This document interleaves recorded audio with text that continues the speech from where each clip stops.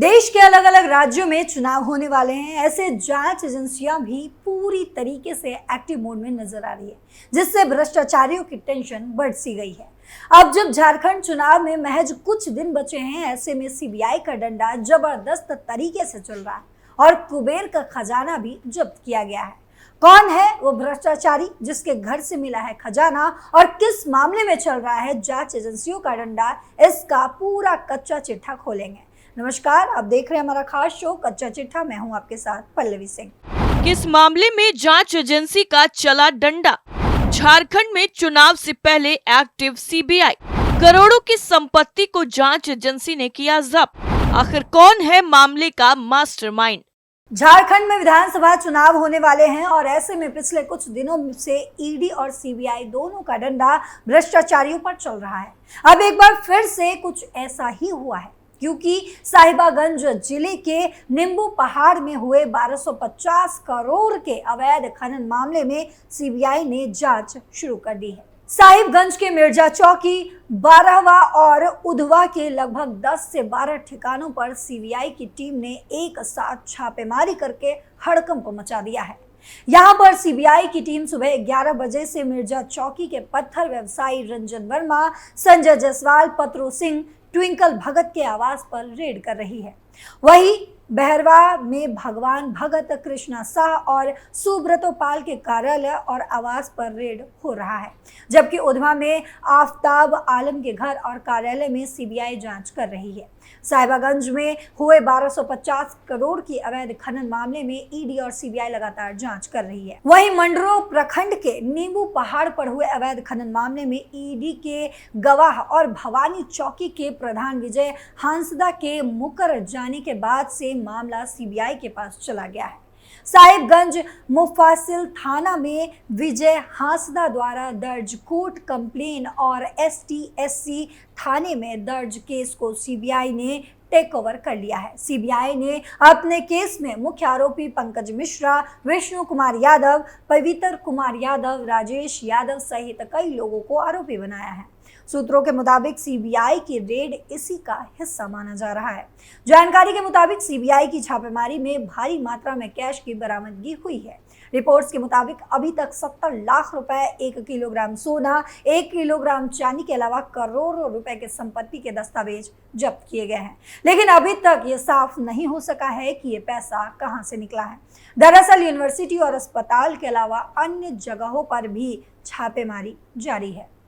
High court के आदेश पर जांच। आपको बता दें कि जांच अधिकारियों ने बताया है कि सीबीआई ने तलाशी के दौरान 70 लाख रुपए नगद, 1 किलोग्राम सोना और 1 किलोग्राम चांदी के अलावा करोड़ों रुपए के संपत्ति के दस्तावेज भी बरामद किए हैं। गौरतलब है कि नींबू पहाड़ में अवैध पत्थर खनन घोटाले से जुड़े मुकदमे की सुनवाई के बाद केंद्रीय जांच एजेंसी ने झारखंड उच्च न्यायालय के निर्देश पर 23 नवंबर 2023 को मामला दर्ज किया था। ईडी ने भी की छापेमारी। जहां एक तरफ झारखंड में सीबीआई का हंटर चला, तो वहीं दूसरी तरफ मनी लॉन्ड्रिंग मामले में चरणजीत सिंह बजाज सहित 4 के खिलाफ विशेष न्यायालय मोहाली में प्रोसिक्यूशन कंप्लेंट दायर की गई है। ईडी ने यह जांच केंद्रीय जांच ब्यूरो यानी कि सीबीआई, नई दिल्ली द्वारा आईपीसी 1860 और भ्रष्टाचार निवारण अधिनियम 1988 की विभिन्न धाराओं के तहत दर्ज की गई।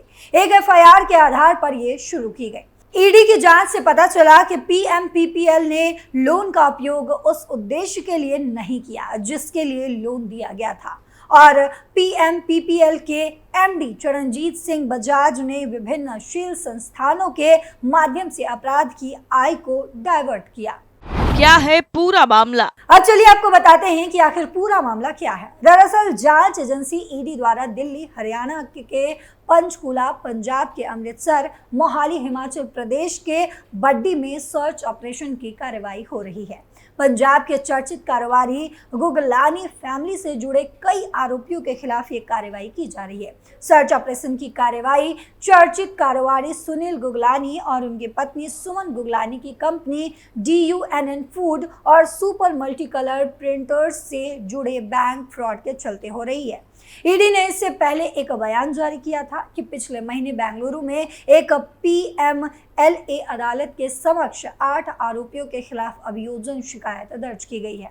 इसमें कथित धोखेबाजी वाले ऐप के माध्यम से फर्जी IPO आवंटन और शेयर बाजार में निवेश के माध्यम से आम लोगों को लुभाने का आरोप है।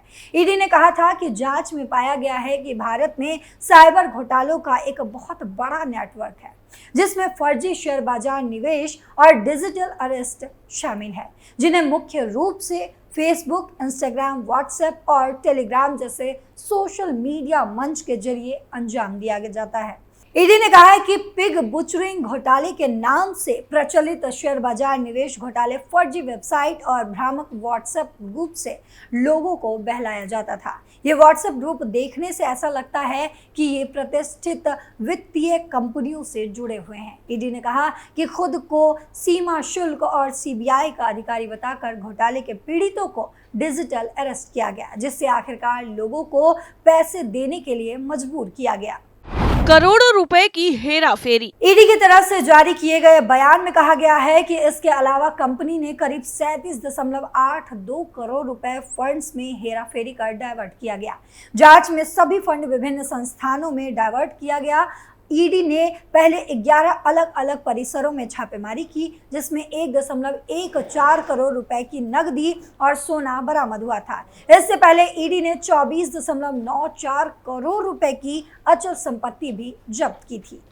झारखंड में बड़ा खुलासा। वैसे आपको बता दें कि पंजाब से लेकर झारखंड तक अभी हाल ही में पिछले दिनों कई बार ईडी का एक्शन देखने को मिला है, वो भी अलग अलग मामलों में। तो चलिए आपको बताते हैं कि आखिर वो कौन से मामले हैं। दरअसल पिछले दिनों प्रवर्तन निदेशालय ने शराब घोटाले मामले में IAS विनय कुमार चौबे समेत कई अधिकारियों और व्यापारियों के ठिकानों पर छापेमारी की। इस मामले में पहले ACB छत्तीसगढ़ की टीम ने FIR दर्ज कर छानबीन शुरू की थी। इस मामले में झारखंड के तत्कालीन उत्पाद सचिव विनय कुमार चौबे, संयुक्त आयुक्त गजेंद्र सिंह के साथ ही छत्तीसगढ़ के IAS के साथ साथ झारखंड में शराब आपूर्ति, मैन पावर और हेलोग्राम बनाने वाली कंपनियां पर आरोप लगे थे और उन्हें आरोपी बनाया गया था। विनय चौबे के आवास पर ईडी की छापेमारी। धनतेरस के दिन ईडी की छापेमारी से हड़कंप मच गया था। वहीं विधानसभा चुनाव भी है। ऐसे में ईडी ने IAS अधिकारी विनय चौबे के कांके रोड स्थित आवास और उत्पाद विभाग के संयुक्त सचिव गजेंद्र सिंह के हरमू रोड स्थित आवास समेत उनके कारोबारियों के ठिकानों पर एक साथ छापेमारी की। शराब घोटाले मामले को लेकर रायपुर में मामला दर्ज किया गया था, जिसमें यह बताया गया था कि शराब घोटाले की पूरी साजिश और इसकी नीति में बदलाव के लिए रायपुर में साजिश रची गई थी।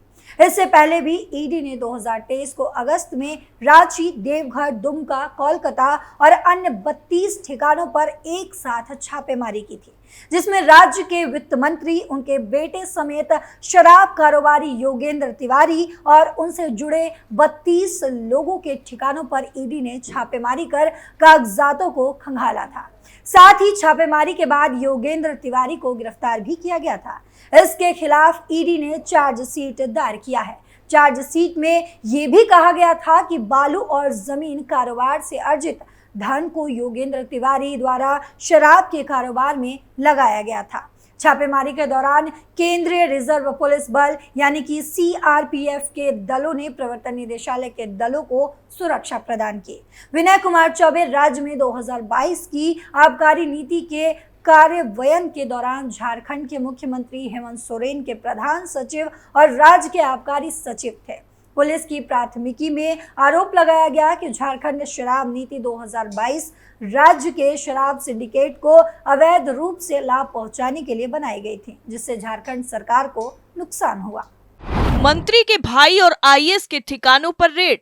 इतना ही नहीं, इससे पहले भी ईडी का एक्शन देखने को मिला। ईडी ने 20 से ज्यादा ठिकानों पर छापेमारी की। इस दौरान ईडी ने IAS अधिकारी मनीष रंजन, झारखंड सरकार में मंत्री मिथिलेश ठाकुर के भाई विनय कुमार ठाकुर समेत कई विभागीय इंजीनियर्स के ठिकानों पर छापेमारी की थी। आगामी विधानसभा चुनाव से पहले ईडी की कार्रवाई ने सियासी गलियारों में खलबली मचा दी है। सूत्रों की माने तो ईडी ने ये छापे जल जीवन मिशन में अनियमितताओं को लेकर किए।